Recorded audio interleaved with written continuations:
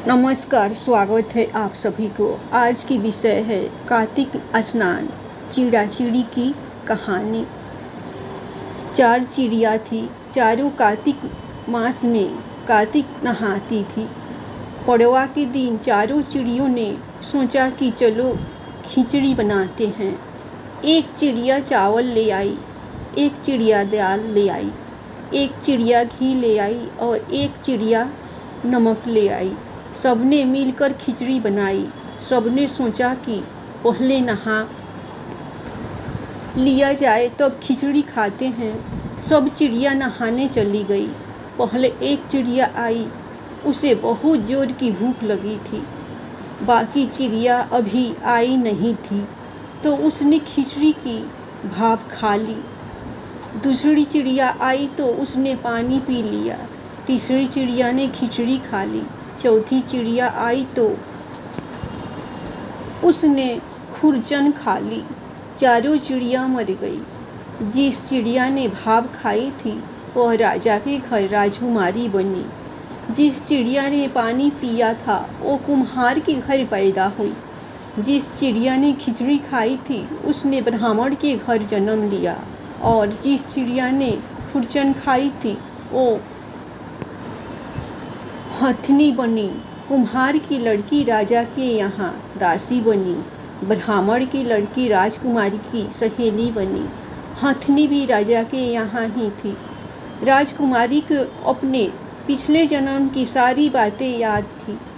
जब राजकुमारी की शादी हुई और वह विदा होने लगी तो राजा से बोली कि पिताजी, मैं अपने साथ अपनी सहेली और दासी को भी ले जाऊंगी।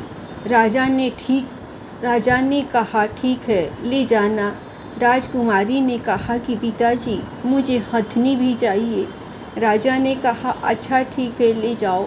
राजा ने अपने नौकर भेजे कि जाओ हथनी को ले जाओ, लेकिन हथनी उठी ही नहीं। तब राजकुमारी खुद उसके पास गई और उसके कान में पिछले जन्म की बात कही, जिसे सुनकर हथनी तुरंत उठ गई। राजकुमार यह सब कुछ देख रहा था। उसने कहा कि तुम कौन हो और हथनी के कान में क्या कहा, जिसको सुनकर हथनी खड़ी हो गई। राजकुमारी ने कोई जवाब नहीं दिया। राजकुमार ने कहा कि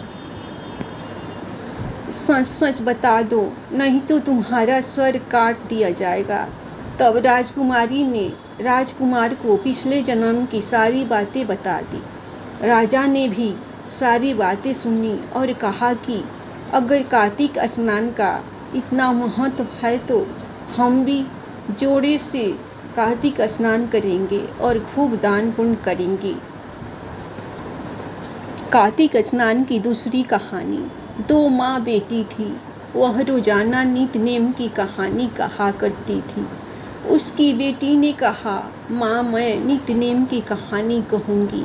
माँ ने कहा, बेटा तेरी कहानी ससुराल में कौन सुनेगा। उसने जिद की और नित्य नेम की कहानी कहने लगी। उसकी शादी हुई, ससुराल गई तो सबसे कहती कि मेरी कहानी सुन लो। सभी कुछ न कुछ बहाना बनाकर टाल देते। कोई भी कहानी नहीं सुनता तो वह भूखी रहती। एक दिन पड़ोसन बोली, मैं तेरी कहानी सुनूंगी। वह आती, कहानी सुनती तो बहू खा लेती।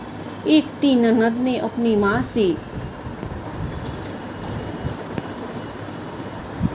कहा कि माँ, भाभी पड़ोसन के कहने पर तो खाना खा लेती है और हम कहते हैं तो नहीं खाती। माँ ने कहा उससे मना कर देना। उसने कहा अच्छा। लड़की ने पड़ोसन से मना किया तो पड़ोसन ने अपने पति से कहा कि उसकी बेटी मना करती है। पति ने कहा कि उसकी माँ मना करे तो मत जाना। अगले दिन सास ने मना कर दी तो पड़ोसन नहीं आई।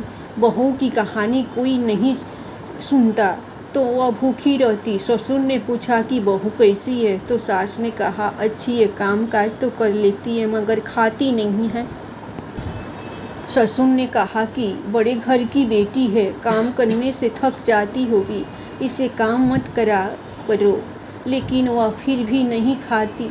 धर्मराज का आसन डोल उठा कि इस नगरी में ऐसा कौन है जो भोजन नहीं करता, उसे बुलाओ। स्वर्ग से विमान आया तो सास बोली, मैं चलूं? तो बहू ने कहा, तुम्हें तो बहुत काम था, मेरी कहानी सुनने का समय नहीं था। जेठानी ने कहा तो कहने लगी कि तुम्हें तो मालिक का खाना बनाना है। नंद कहा तो कहने लगी कि तुम्हें तो गुड्डे गुड़िया खेलने से ही फुर्सत नहीं थी। पड़ोसन बोली कि मैं चलूं? तो बोली कि हाँ चलो, तुमने ही मेरी नीत नेम की कहानी सुनी। वह अपने मालिक के पास गई। मालिक बोला कि तू तो बड़ी भाग्यवान है जो जीते जी जा रही है, मरकर तो सभी जाते हैं, वह भी गई। धन्यवाद। आप लोगों को कार्तिक स्नान चिड़ाचिड़ी की कहानी पसंद आए तो और नीत नेम की कहानी पसंद आए तो आप लोग लाइक सब्सक्राइब जरूर कीजिएगा।